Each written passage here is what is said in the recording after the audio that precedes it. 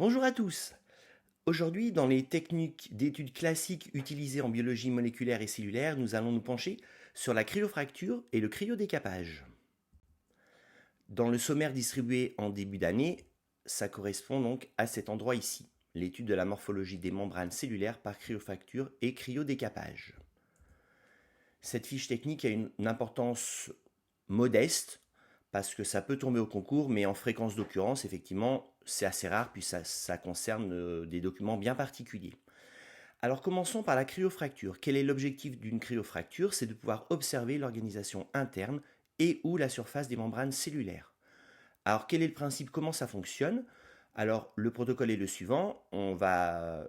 Notre échantillon biologique, on va déjà le congeler à température très très basse, par exemple dans de l'azote liquide, puis ensuite on va le fracturer par le froid, donc cryofracture, grâce à une lame de couteau.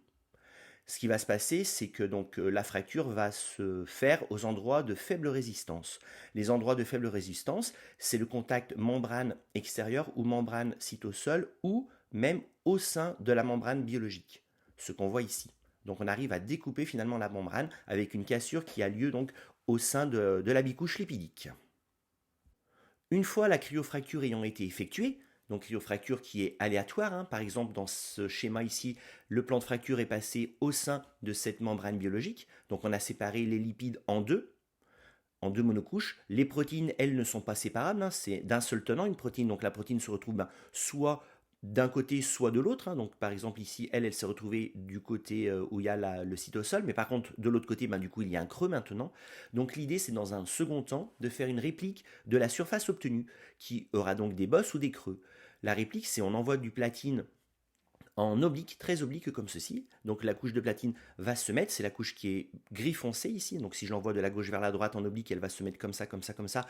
Mais ici, elle ne va pas se mettre du coup. Et pareil ici, elle va se mettre à ces endroits-là, mais pas de l'autre côté. Ensuite, à la verticale, on fait une autre réplique pour que l'ensemble tienne bien. C'est ce qui est ici en gris clair, c'est avec du carbone qu'on fait ça. Et ensuite, on dissout tout ce qui est organique. Il ne reste plus que la réplique. Du coup, là, on a fait ce qu'on dit un ombrage. Et c'est cette réplique qu'on va pouvoir observer au microscope électronique à transmission. Alors qu'est-ce qui se passe une fois qu'on a fait ça? Imaginons que ce qu'on observe, c'est ce morceau-là, donc un plan qui est passé au sein de cette bicouche lipidique, mais ensuite qui est passé au-dessus de la bicouche entière, qu'on a ombré. Et ce qu'on observe, c'est ça. Donc ici, on a ombré de la droite vers la gauche. On va, sur cette protéine-là, donc voir de l'ombrage, mais pas de l'autre côté. Donc là, du platine qui va arrêter les électrons, mais de l'autre côté, pas de platine qui va pas arrêter les électrons. Donc on verra un petit bout de noir et un petit bout de blanc derrière. Ça matérialise une protéine. C'est comme si on voyait une bosse en relief. Quand il y a des creux, c'est pareil, on voit les creux. Et puis quand ici on a un petit escalier qui serait ombré, on verrait du noir. C'est exactement ce qu'on voit ici, du noir. Et ensuite on voit notre membrane surface externe avec éventuellement des petites bosses qu'on arrive un petit peu à voir avec du noir et un petit peu de blanc derrière. Donc l'idée, c'est qu'on a une espèce de vue en 3D de la position des différentes protéines dans la membrane. On peut voir donc une membrane vue de haut, une membrane vue de bas ou une membrane vue de l'intérieur. C'est là tout l'intérêt en fait. Voyons quelques exemples de résultats. Donc là, par exemple, c'est un exemple de résultat d'une membrane qui a été cryofracturée, où on voit toutes les protéines. L'ombrage a été fait selon la flèche, et on voit toutes les protéines avec du noir, du blanc derrière, du noir, du blanc. Vu de loin, on a l'impression de petites protéines en relief. On arrive à voir leur disposition relative les unes par rapport aux autres. Dans cet exemple-là, c'est un autre exemple. On a donc cryofracturé, donc c'est passé des fois par des vésicules Golgi. Là, c'est l'appareil de Golgi qui est représenté. Donc on voit les vésicules. L'ombrage a été fait vers le bas. On voit que là c'est noir et que là c'est blanc.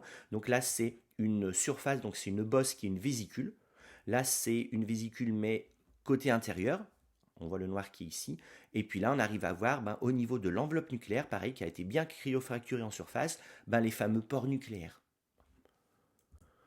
Autre exemple de résultat, parce que lui, il correspond à ce qu'on a vu dans le cours B3, c'est un exemple sur les jonctions serrées. Donc dans le cours B3, ça c'est intéressant, parce que la cryofracture, c'est ce qui nous a permis de comprendre comment s'organiser les protéines au sein des jonctions serrées. Donc là, ce qu'on a, ce sont les microvillosités. L'ombrage a été fait par une pulvérisation vers la droite. On voit le noir, on voit le blanc ici.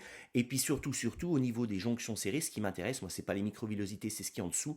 On voit un espèce de réseau en nid d'abeille qui correspond, quand on fait l'interprétation, à justement aux protéines, à la queue leu, qui forment ce réseau, là c'est ce que j'ai fait en bleu, qui forme ce réseau qui constitue la jonction serrée. La cryofracture a été faite comme représenté sur ce schéma-là.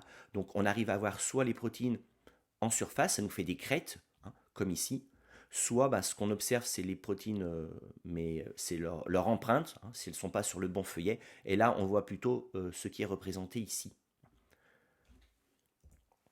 Dernière chose, donc ça c'est la cryofracture, hein, donc l'intérêt c'est de voir la disposition des différentes protéines au niveau des membranes biologiques. On peut, si on veut, après la cryofracture, attendre un petit peu. Ça veut dire faire un cryodécapage, ça veut dire attendre un petit peu que le niveau de glace sublime, se transforme en gaz. Là, imaginons, dans cet exemple-là, on fait une cryofracture qui passe par l'enveloppe nucléaire, hein, et on laisse un petit peu évaporer le niveau en fait, et le niveau va baisser et on va pouvoir découvrir des choses, par exemple des surfaces de vésicules, comme tout à l'heure avec les vésicules de Golgi, hein, ou même des fois des choses du cytosquelette, par exemple des axonèmes, comme ici. Donc ça, c'était juste pour dire qu'il y a une possibilité de pousser et de voir pas seulement des membranes, mais aussi des choses comme le cytosquelette que l'on trouve à l'intérieur du cytosol.